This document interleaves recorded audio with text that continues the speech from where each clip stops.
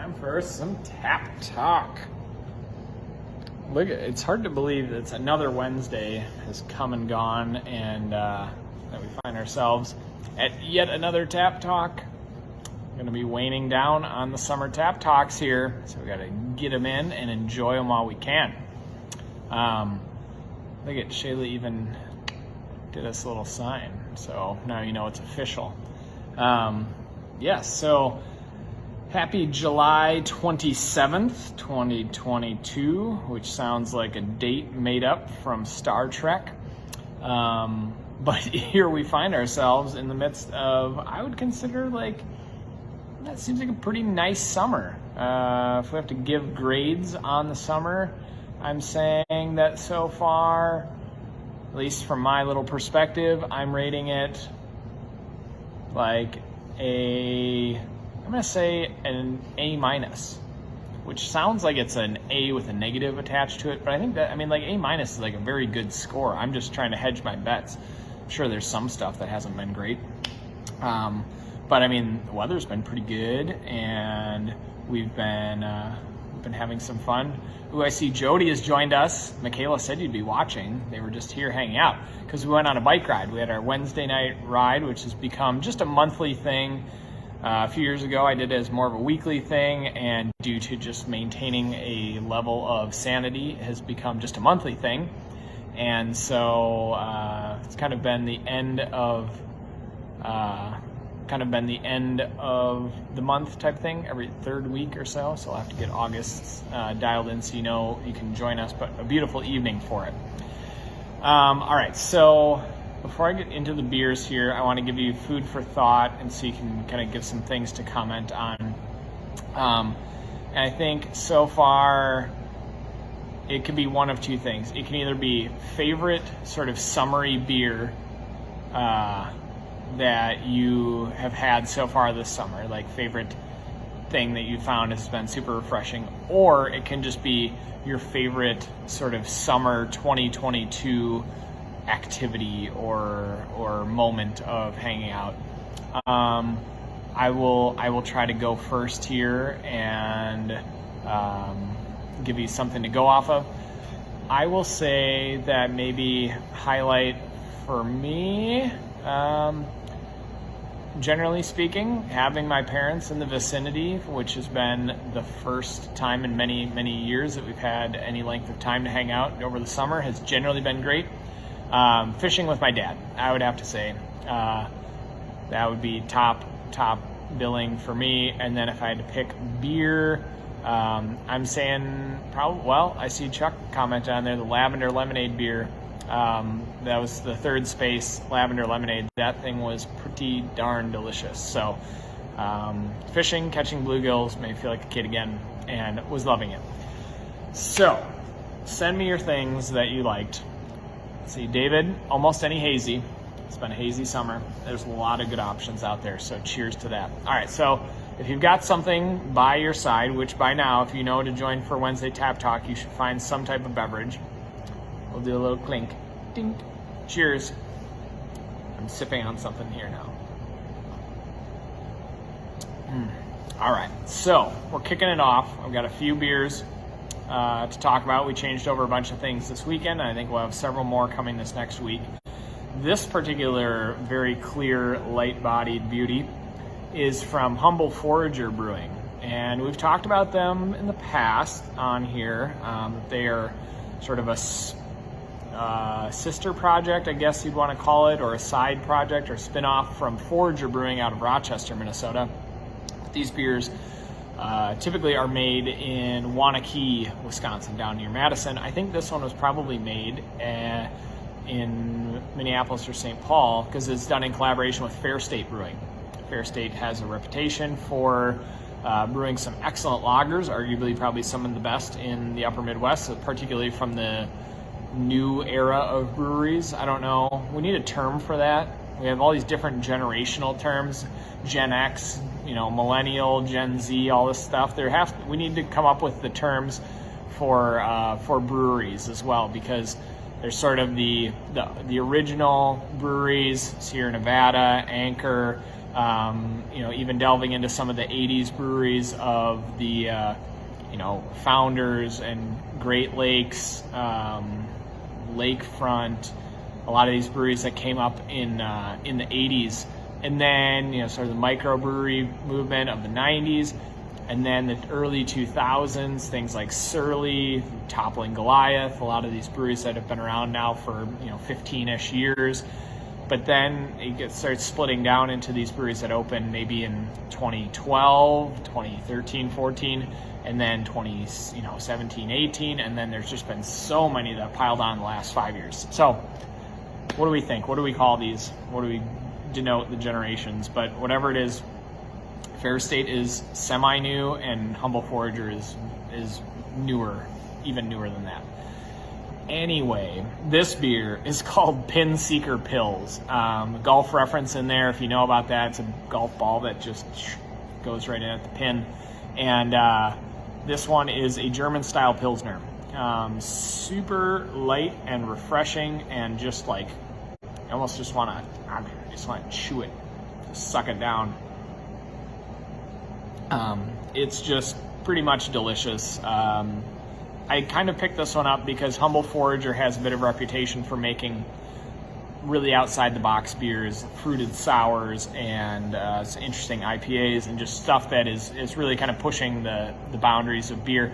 And this is not pushing the boundaries of beer. This is paying homage to kind of classics and just a really well-made example of the style of beer, which I think is a super commendable and respectable thing for breweries to do these days. And I think anyone who is really dialed into beer kind of knows that a standard judgment of a lot of breweries is how well they can make a lager.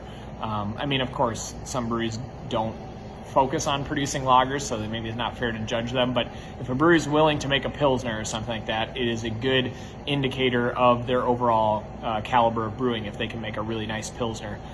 And what we're looking for in a Pils, clear, light beer with a nice head on it. This one's been sitting for a minute or two, so I'll try and rouse some white foam there for you.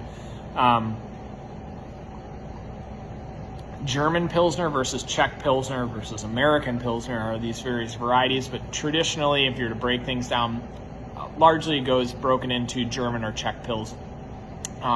The defining characteristics between the two, German Pilsners tend to be lighter in malt body, so a little bit more restrained on the malt body with more of a noticeable hop character. So you can smell that a little bit more in the aroma, a little bit more kind of like grassy, could even have a touch of citrus in there, but not like an IPA. And more of a dry finish because of that kind of notable hop character, but a lighter malt body. Whereas a Czech style Pilsner, you're going to get a little bit more of that biscuit, slightly bready malt character. And the hops are still there, but in a different way. They tend to be a little bit more minerally and grassy, which I realize I said for German stuff too. You can see there's a lot of overlap here too, but Czech Pils, I would argue, tend to be more balanced between the malt and the hops, and are maybe a little bit more substantial in terms of their overall flavor profile, whereas German Pils tend to be super drinkable and dry, and probably more well-suited to the American palate. Oh yeah, Ashley's going with the inside joke. Bifkit. Cheers, Stu. You should watch this. So that's one we just tapped this weekend. Humble Forager, Pin Seeker Pils. Delightful, delicious. I expect it to just race through here pints at a time. Already we're serving 4 or 5 of them at a time tonight. So come in and get a whole plate of these. All right, next beer might be the one occasionally I have a crowd favorite, or a personal favorite, one that I like a lot and that I kind of say is my sort of house beer. And I couldn't be prouder to say that it's from our Hayward's own Angry Minnow Brewing Company. Cheers to Jason Rasmussen for brewing some damn fine beer and for giving us a place, which we're by no means guaranteed in a small community like this, to have a interesting quality brewery. And Angry Minnow is definitely that. I mean, not only do they pay respect to classic styles of beer, like the River Pig, is just a really nicely done malty pale ale. And, you know, that's a really cool beer to hang your hat on, you know, in these days where hoppy is everything. The River Pig is a great beer. But they also experiment and try lots of different things. And one of the beers I love most from them is their Saison Olivia. And so it's a strong Belgian-style Saison, which we've discussed a little bit in the past, but roughly is a golden ale with a prominent yeast character that can come across as a little bit herbal, a little bit fruity, and spicy and interesting, and can have other ingredients like coriander, grains of paradise, things like that dialed in. Then they took that beer, which I really enjoy, aged it in Chardonnay barrels, and added a bit of orange peel. Yeah, that's the face you get from me when we're drinking this thing. So,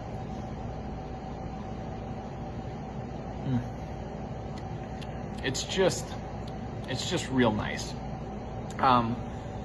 You get, I mean, this beer clocks in just a hair under 8%, so it's rich. But there's a juiciness in there that's partially from the malt. A bit of that is from the orange peel, and then the Chardonnay barrel, I would argue, in this is not over the top, which is great, because sometimes barrel aging a beer can really dominate the flavor of the beer. It can really come across heavily, which, you know, depending on the beer, can be interesting or not. Yes, it's a sneaky beer, and it is just amazing. It's really nice. I'm getting a second dose.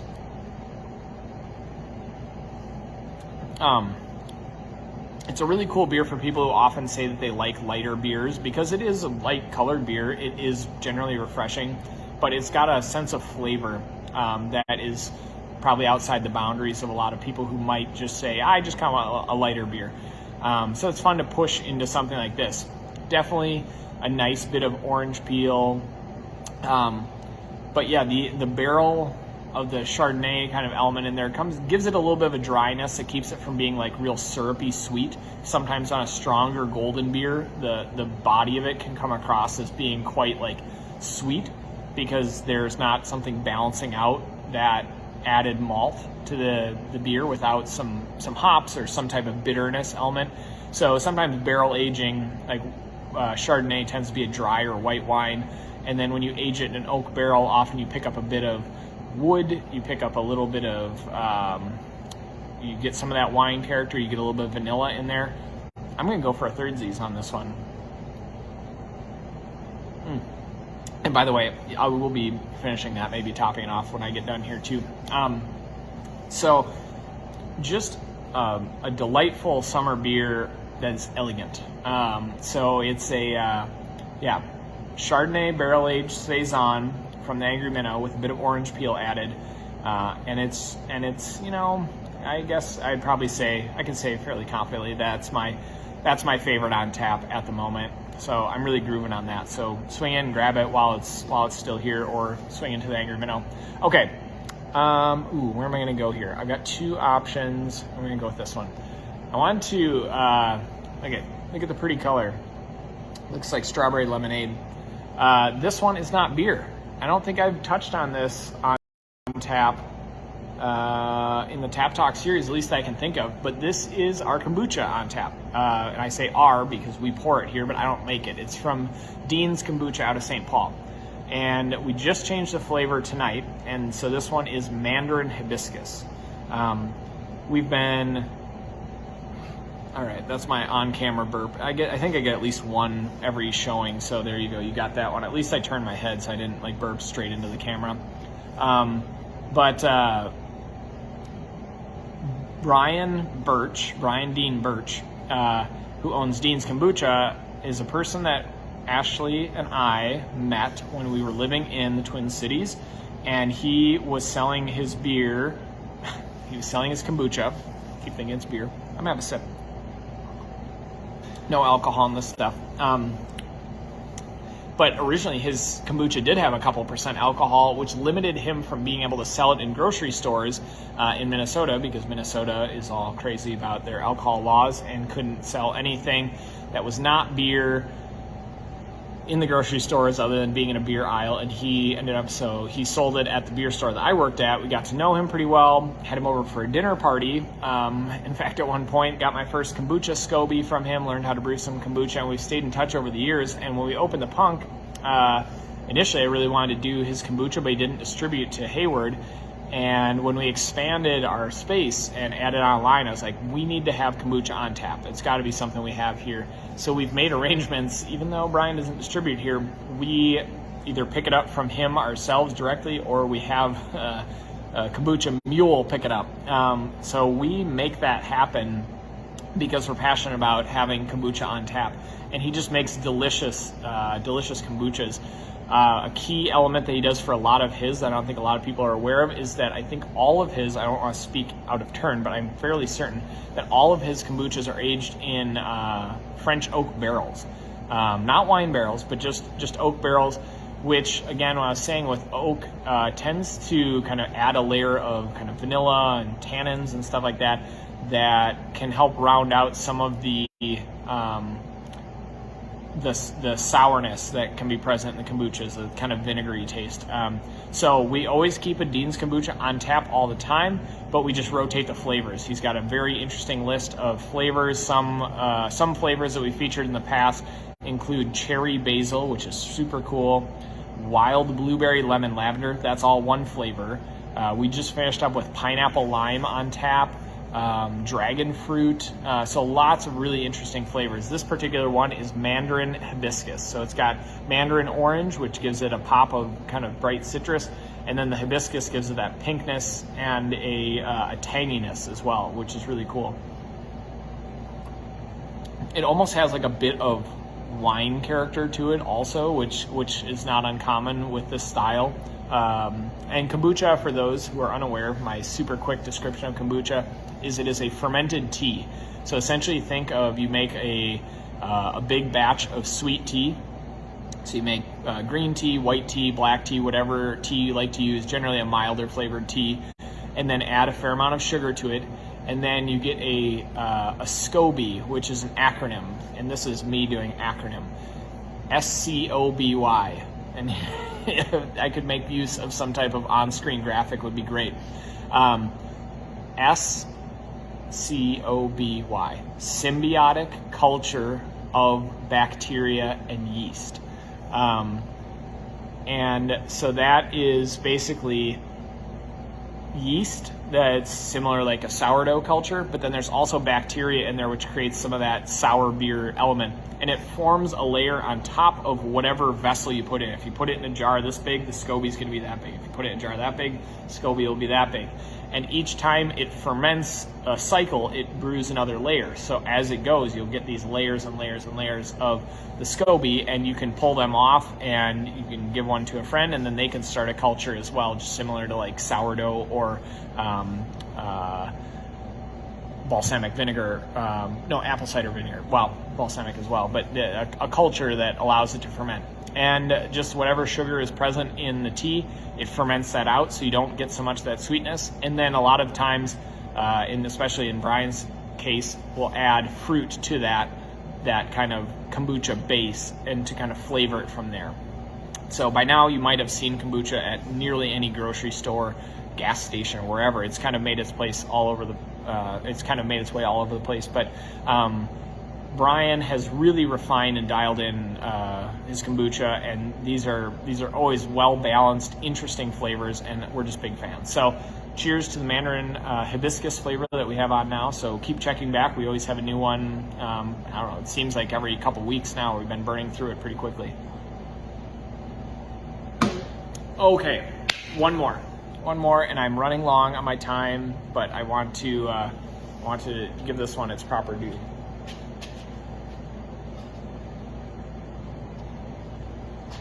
And because I'm a sucker for the visual, I had to refresh my pour so you can see a little bit of the cascadiness of the nitro beer. So this is our new nitro line. We had a big to-do here on Saturday due to our previous nitro, which you heard me talk about either last week or the week prior, the whole hog white stout. One of our customers, Amy, I'm giving her a big shout out, was very intent on finishing the keg, and this past Saturday it was a quite rainy afternoon up here, and so we were quite swamped with people, and she was concerned she might not be the one to finish it because several other people got wise to how delicious that beer was. But she did, and there was much rejoicing and a raucous cheer on par with like Mick Jagger taking the stage. So that was a lot of fun. But it freed up our nitro line for this next beer from Southern Tier out of Lake Woods, New York, upstate New York. Their Stout series has garnered a lot of acclaim over the years, and this one is their S'mores Imperial Stout on nitro. So a rich 10% alcohol Imperial Stout made with a bit of vanilla, and then I don't know exactly how they're getting flavors of graham cracker in there, but they manage it. And so it's like kind of a chocolatey, marshmallowy, vanilla, s'moresy kind of delicious thing. There's definitely, like, in the aroma, it's kind of like Hershey's chocolate marshmallow. It's like the remnants of, like, when you're making s'mores, which inevitably are messy and get all over your hands and stuff, and there's like a s'more station of all the broken candy bars and toasted marshmallow goop all over the place, and graham crackers. This kind of embodies that.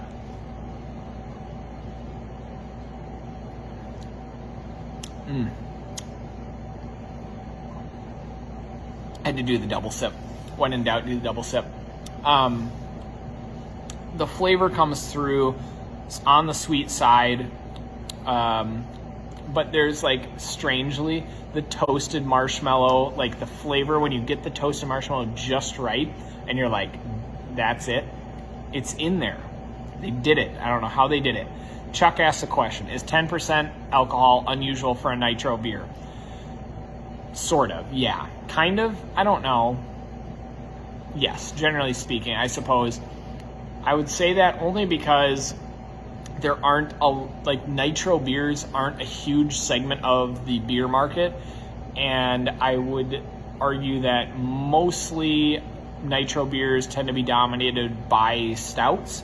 And it's usually a brewery that will make a stout and then they make a nitro version of that same stout. An example of that would be Hinterland Luna Coffee Stout. They do Luna Coffee Stout. They do Luna Coffee Stout Nitro. Deschutes, they make Obsidian Stout. They make Obsidian Stout Nitro. Left Hand has pioneered. Left Hand has become synonymous with nitro beers because of the success they've had with their Nitro Milk Stout. All the beers I just mentioned clock in at like maybe 5.5 to 6% alcohol, so they're not terribly strong beers. Southern Tier, though, it would be probably pretty commonplace for a stout of theirs that's on nitro to be 10%. That's not unusual. So this one seems like it's right on time for summer. We're just wrapping up our drink of the month, which has been the Campfire Mocha. So toasted marshmallow and chocolatey kind of flavors have been really dialed in here at the Whistle Punk in the month of July. So it makes sense that we're rocking some of this. It's boozy, I will say that. It does. The alcohol, like, warmth in the beer, that's how you say warmth. I think I'm pretty sure that's ASL, warmth. If anyone knows ASL, I'm sure I've just insulted you, because I doubt that warmth looks like that. I'm going to look it up. I'm going to find out. But it does come through. It's perceptible in there, but it is just velvety. It's got a slickness and a smoothness that just makes this beer really fun and interesting to drink. So last beer of the night, which, if you're going to have a last beer of the night, this is a good one to have. Don't start the night out with this, because there's nowhere to go from here. The Southern Tier S'mores Imperial Stout on nitro. Okay, I'm crossing over the leg. Oh, I'm getting out of shape here. We're winding in. Next time I talk to you, it will be August, and that makes me want to throw up just a little bit. It's the summer in this part of the country is precious time. and I encourage you to do whatever you can to soak it up, to just take a moment or whatever it is. If it's in the evening and you got a few extra minutes, just get outside and just kind of enjoy the warmth. And I mean, the bugs be damned, they're here, they're part of the tax we pay for the warm weather, so you allow yourself to get bit by a few mosquitoes. It's all good. And I hope that you are having a wonderful summer and that you have found a lot of fun things to do, and you've hopefully, if you're a person who enjoys drinking some delicious beers, have found some wonderful beers to enjoy as well. Cheers, and we will talk to you. Oh, quick final note, whether you catch this or not, if you happen to be making your way up to Duluth this weekend for the All Pints North Beer Festival, which is happening at the Bayfront Festival Park. Oh, we got a double burp on this week's episode. That's a treat just for you guys. If you happen to make it up to All Pints North, come find Ashley and I somewhere around there. And if you reference that you saw us on the Tap Talk, I will buy you a beer at the beer festival, which is the most bullshit thing to say because beer's all free. But I'll buy you a beer afterwards. If you were like, I saw you on Tap Talk, I will claim that. I'll buy you a beer here at the Whistle Punk, or I'll buy you a beer somewhere else up there in Duluth. And if you're like, oh, I'm not going to that, put it on your calendar. It is one of the most fun beer festivals I think I've attended. The setting is beautiful. It's right in Bayfront Park, so it's right on the edge of the lake. It's just a lot of fun, and I think it's it almost exclusively, in fact, I think it is exclusively at this point Minnesota breweries. So there's a lot of people from the Twin Cities that come up as sort of a vacation, and for us, it's a bit of a high school reunion type aspect of seeing a lot of people that we knew from the Twin Cities beer community. So we really enjoy kind of connecting with that. But the environment is very warm. It's very fun and friendly, which is probably true of just about every beer festival. But I don't know, there just feels like something a little extra special about All Pints North. It's just got a fun vacation summer vibe to it that is just super enjoyable, and the beers are killer. Everyone brings their A game and pulls out all the stops and brings really fun and exceptional beers. So there may still be tickets available. I don't know. We bought them last year because we didn't want to miss out. So come find us at All Pints North. Don't find us at the Whistle Punk. We won't be here on Saturday. And we'll see you again soon. All right. I hope you have a wonderful Wednesday night. Cheers.